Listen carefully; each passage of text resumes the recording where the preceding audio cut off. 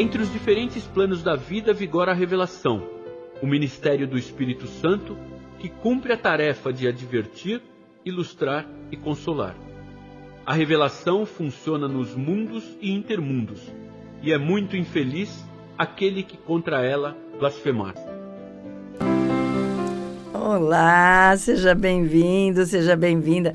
Essa mensagem a gente pegou lá no Evangelho Eterno, que você sabe que pode pedir pra gente, você recebe gratuitamente aí no conforto do seu lar, no aconchego gostosinho do seu lar. É só, agora eu vou ter que ver, o Jorge não tá aqui, Jorge está com a nossa neta Nina lá em casa, eu vou ter que olhar, eu vou até anotar aqui, porque eu não guardo o celular. É só você mandar uma mensagem pra gente no 99608-4846. Eu quero ganhar o Evangelho Eterno. A gente manda com carinho pra você, tá bom? E lá tem essa mensagem muito legal. Seja bem-vindo a esse cantinho seu, esse cantinho nosso, pra gente pensar sobre as coisas importantes da vida, como diz a nossa vinheta, né?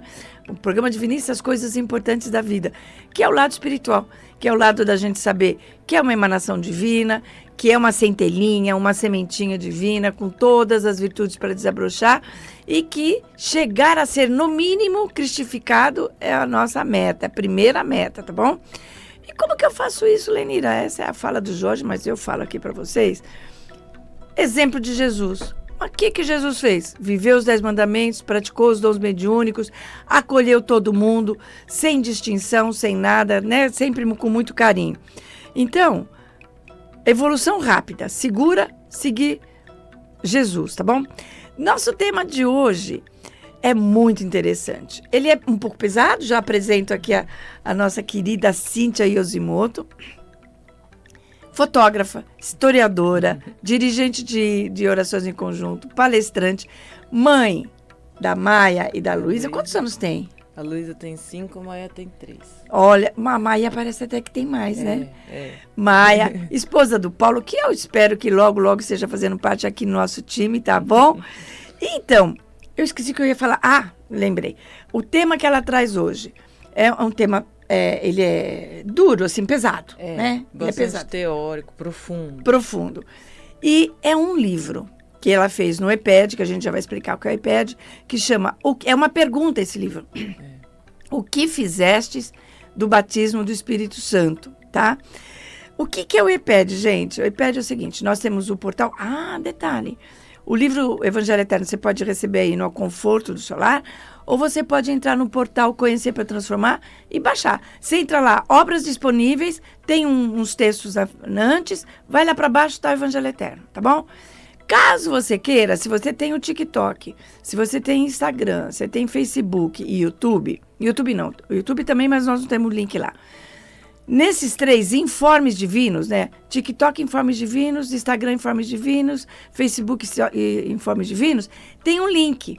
Quando você clica no link lá na bio, aparece lá Evangelho Eterno em português, Evangelho Eterno em inglês, Evangelho Eterno em espanhol. E aí você pode baixar, tá bom? Então, por que eu quero chamar... Então, o iPad. O que é o iPad? No portal Conhecer para Transformar, se você clicar lá, tem um iPad. No YouTube tem um iPad. O que é iPad? Espaço permanente para estudo do divino monismo ou do divinismo, como você quiser. E lá nós temos áudios do bem, nós temos o quê? 20 ou 21 ou 22 palestras, ou até mais. São 21 livros, são 4 cada um, né? Isso. 4, dá 48 palestras, de comentários dos livros de Oswaldo Polidoro. E um dos livros foi feito pela Cíntia, que fez esse livro, O que Fizeste do Espírito Santo, Batismo do Espírito Santo. Detalhe que eu quero que você tenha em mente.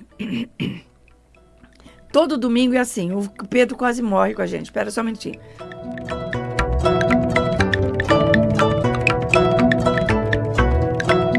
O que acontece? Você tem um adolescente de 17 anos na sua casa? Tem um sobrinho, tem um filho, conhece o adolescente? Põe ele na cabeça. Como que ele é de balada, é disso, é aquilo, não sei o quê. Muito bem. Esse livro foi escrito por um adolescente de 17 anos. Oswaldo Polidoro, com 17 anos, escreveu esse livro. Né? E normalmente, olha só, a gente começa aqui sempre falando, vamos falar sobre o título do livro. Então, é sobre isso. A gente fala muito aqui, Cíntia, batismo do Espírito Santo. Batismo, o que é batismo do Espírito Santo. Tá, vamos lá. Quando a gente fala em batismo, você pensa logo naquela coisa do João Batista, de batizar com água, né? Então, vamos explicar. O João Batista, ele batizava em água e ele até falava, era um jeito de ele chamar atenção para o trabalho que Jesus vinha desenvolver, né?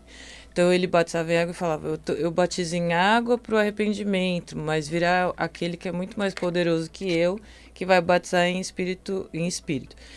E o que foi o batismo do Espírito Santo? Foi aquele evento que aconteceu no Pentecostes, Jesus já estava desencarnado, e aí ele pede para os apóstolos ficarem em Jerusalém, e acontece essa festa, né, do Pentecostes, que era a festa da colheita. Juntam ali vários judeus de várias regiões que falavam cada um sua língua da sua própria região, e de repente eles começam a ouvir um estrondo enorme, todo mundo vê línguas de fogo, e de repente todo mundo começa a entender a língua do outro, né? Então, sei lá, um cara que fosse egípcio, ele só fala a própria língua. Ele ouvia lá o judeu de Israel falando em hebraico e ele entendia, tipo uma tradução simultânea, mediúnica. E aí, ali, então, as pessoas acessaram as mediunidades, né? E as pessoas começaram a falar, não, eles estão bêbados. E aí o Pedro fala, não, eles não estão bêbados, ninguém está bêbado, são só 9 horas da manhã. O que está acontecendo aqui é o cumprimento da profecia de Joel, né? Que ele fala, derramarei meu espírito sobre toda a carne, vossos jovens terão... Não, vossos velhos terão sonhos, vossos jovens terão visões. Né? Então ele está falando isso, que foi aí onde Jesus ele generaliza as mediunidades para toda a humanidade e a partir daí os apóstolos vão seguir com esse trabalho. Você sabe que você falou uma coisa que eu tenho uma dúvida qualquer, eu vou dar uma pesquisada por aí. Porque eles falaram em línguas diversas. Eu tenho uma dúvida, se os apóstolos falaram nas línguas... Uhum. Ou se teve essa tradução simultânea. Sempre foi uma dúvida que eu tive. Eu ainda tenho essa dúvida, gente. A gente tá cheio de Quando dúvidas. eu leio, eu entendo isso. Mas também, às vezes, a gente fica pensando. Porque falavam línguas e... Porque... Então, sabe por que eu penso isso? Porque tem... Não sei. É dúvida. Uhum. Mas lá mais pra... mas depois eu conto. Uma hora eu conto essa coisa do Paulo. Senão a gente não vai sair daqui. Agora, veja bem. O título do livro é uma pergunta. É uma pergunta. Ele fala assim... Jesus fez aquilo, né? Generalizou os dons, fez o batismo. O que fizestes do batismo do Espírito Santo? Humanidade, o que vocês fizeram? O livro responde isso? Com toda certeza, né? Claro que assim, o Polidoro, ele não vai trazer uma narrativa linear, ele vai explicar conceitos muito fundamentais, vai trazer ali um pouco da história, da doutrina no planeta, né? E aí isso vai fazer com que a gente chegue nessa resposta. Mas se for o primeiro livro do Polidoro que a pessoa estiver lendo, talvez ela não compreenda logo de cara, né? Por isso que no EPED a minha escolha foi trazer um resumo mesmo sobre o programa de entrega de informes divinos. Exato, porque ele realmente é um livro bem denso e profundo, né? Mas ainda assim, eu fico super encantada quando eu estou lendo aquele livro. Coisa bem paulista, né? Foi um menino de 17 anos Exatamente. que escreveu com aquela profundidade. Vocês vão ver, porque a Cíntia trouxe trechos do livro, né? Vocês vão ver. Então, lembre disso, isso que ela está lendo, que ele escreveu, é um menino de 17 anos que está lá. A gente já falou muito sobre essas entregas das mediunidades, dos conhecimentos. E é fundamental porque, assim, uma humanidade que esquece a sua história tende a repetir os erros. Sim. Então, acho que é bom a gente dar uma recordadinha. Primeiro aí, como é que foram essas entregas. Vamos dar uma lembradinha aí. Tá. Então lembrar isso, né? Que quando ele fala batismo de Espírito Santo é mediunidade, né? Sempre que a gente falar, lembre disso. E quando a gente usa esse termo, a maioria das pessoas já lembra do Kardec, né? Médium já lembra do Kardec. Mas essas práticas mediúnicas, elas já estavam em curso no planeta desde os mais remotos tempos, né? Só que com nomenclaturas diferentes. Então, ali no Velho Testamento, a gente tem as mediunidades chamadas de Espírito de Deus ou do Senhor. Na Grécia era chamado de pitonismos, na Roma de sibilismos e assim por diante, né? E com Jesus é a palavra de Deus. Quando se chega lá no Novo Testamento, a palavra de Deus é a revelação. Isso. A mediunidade. E aí foi por meio, né, da prática das mediunidades ali em cenáculos fechados que as verdades divinas elas vieram sendo entregues por grandes espíritos nas mais diversas regiões do planeta, né? Então, pensando aí numa cronologia, não vou falar data, mas assim, pensa que então é do mais antigo para o mais atual. Na Índia vieram o Rama e o Krishna, no Egito o Hermes Trismegisto e o Moisés, e que foi quem entregou os 10 mandamentos, né? E na Grécia vieram Orfeu, Pitágoras e Platão, né? Todos eles vieram ali preparando o terreno para a vinda de Jesus, né? 3.600 anos, como Exato. a gente até vai falar mais para frente. Olha que interessante, gente. É muito importante a gente conhecer a história da humanidade, conhecer a história a nossa história doutrinária, tá? Porque a gente só vai entender o hoje se a gente entender o antes. Tanto tem um pedaço num livro de Oswaldo que ele fala assim, para entender Jesus, tem que conhecer os grandes iniciados. E aí, você pode ler, a gente até recomenda, o Oswaldo Boledor recomendava, um livro chamado Os Grandes Iniciados, de Eduardo Chirré. Eu acho que ainda não tem no portal para baixar, mas você pode comprar no sebo, fica baratinho, pode comprar nas livrarias também. E a Bíblia dos Espíritos, aquela que a gente entrega aqui toda vez que o Milton vem aqui, o Oswaldo Polidoro pega trechos desse livro, Os Grandes Iniciados, e explica, né? Porque ele também não é muito fácil, isso daí ele não é muito fácil, não. Agora, você falou assim, a gente teve vários, são milênios de entrega do mediunismo e de verdades divinas, né? Até chegar a Jesus.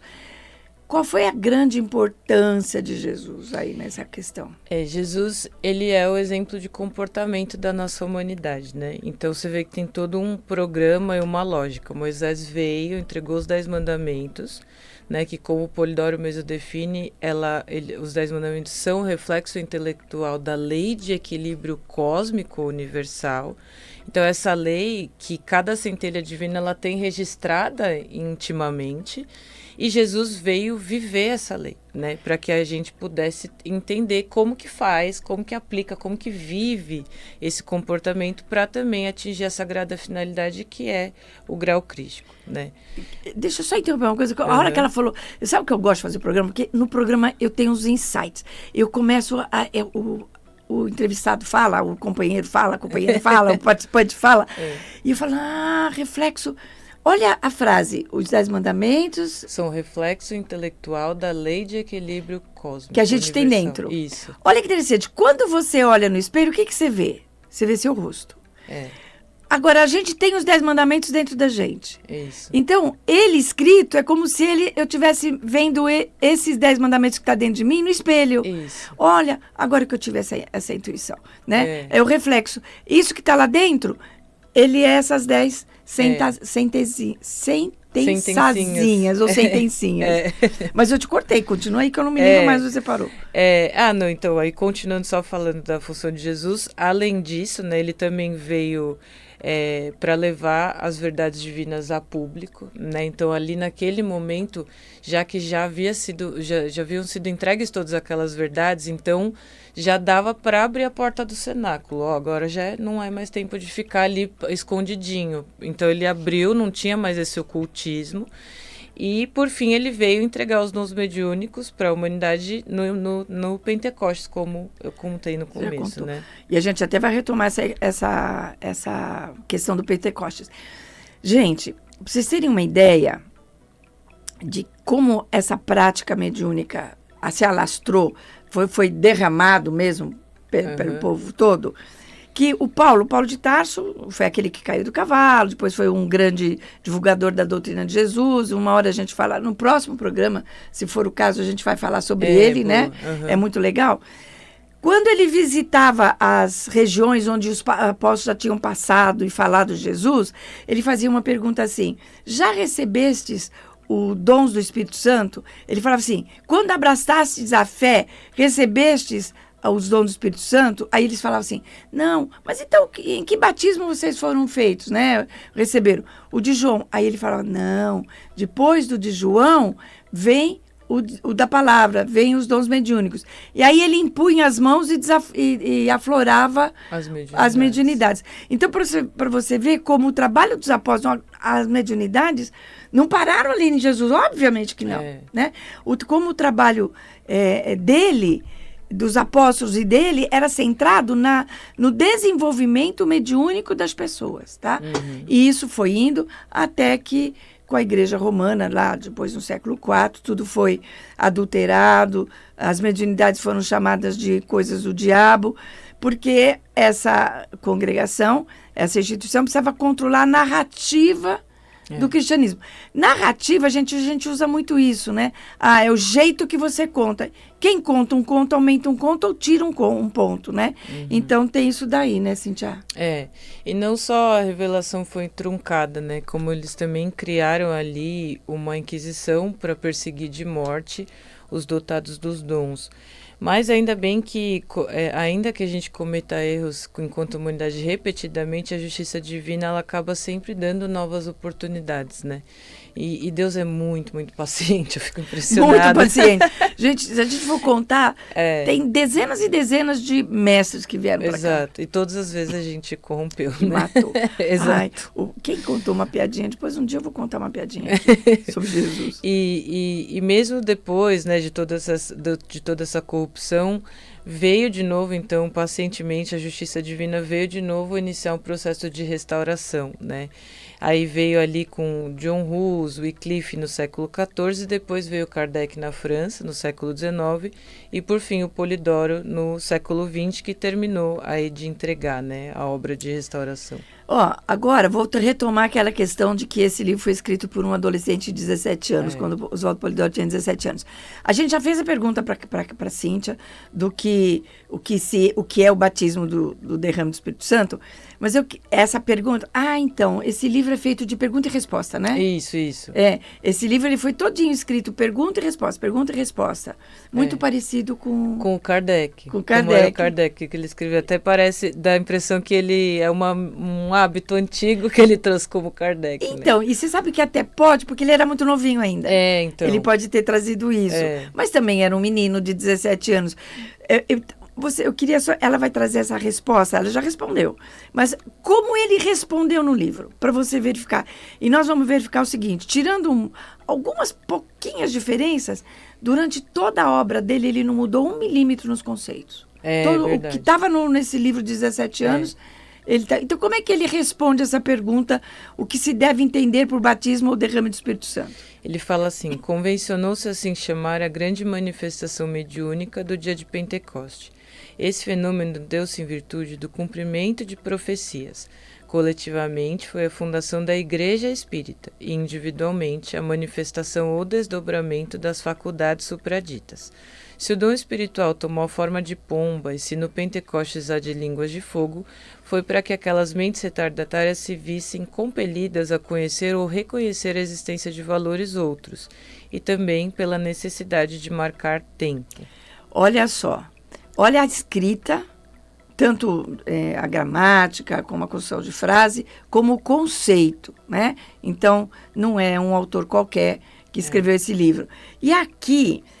mais para frente, ele acaba usando menos a palavra espírita, mas aqui nesse livro acho que ele usou mais. Usa bastante. Aí a pessoa pode falar assim, mas peraí, como fundou a Igreja Espírita lá, Jesus? Como? Não foi Kardec que fundou? Como é que fica isso? Então, quando a gente fala Igreja Espírita, parece estranho, porque você fala, mas o Kardec é dos 19, como ele está falando que em Jesus foi, né? Mas o que acontece é que a palavra igreja, ela vem do grego e quer dizer ajuntamento de pessoas, né? Ou reunião de pessoas. E esse nome ele foi depois apropriado pela Igreja Romana. E aí, por que ele fala Igreja Espírita? Ele não é um anacronismo, né? Ele usa para poder justamente fazer essa referência ao Espiritismo como a restauração da doutrina de Jesus, né? Então, estamos falando dessa mesma coisa. É a mesma coisa, só que é restaurado, é um tempo depois, por isso que ele usa. Pois é, ó que interessante, porque a base da doutrina de Jesus está na lei, nos 10 mandamentos e na mediunidade. E um dos grandes trabalhos, o Kardec tem livros com informações e com conhecimento fantásticos. Mas a grande obra dele foi o quê? Foi trazer de volta a prática mediúnica. Então, tanto o cristianismo, entre aspas, quanto o espiritismo, entre aspas, tem a mesma base, é uma só, que é a mediunidade, né? É por isso que lá com 17 anos ele falou isso, tá? Então, ele até podia se chamar de cristianismo mesmo, né? Porque é a doutrina, como fala, ele fala o cristianismo redivivo. Né? Redivivo, né? Que viveu de novo, ressuscitado. Então, podia, mas não dava, né? Não dava, porque aí já era uma confusão de nomes muito grande. Porque até hoje confunde-se o cristianismo, que é a doutrina pura que Jesus trouxe, com o que as igrejas formais fizeram. E aí a maioria das pessoas chamam de cristianismo que as igrejas trazem. Né? Trazem. E na época, Kardec também não podia dizer que era isso. Por quê? A igreja ainda era muito poderosa, ele não podia ter uma discussão com ela, um embate com ela, porque ele ia perder. Não em termos doutrinários, ele não ia perder em termos doutrinários, mas em termos temporais, podia ser morto, sei lá o que podiam fazer com ele. Né? Isso até aparece numa pergunta mais pra frente. Mais pra frente.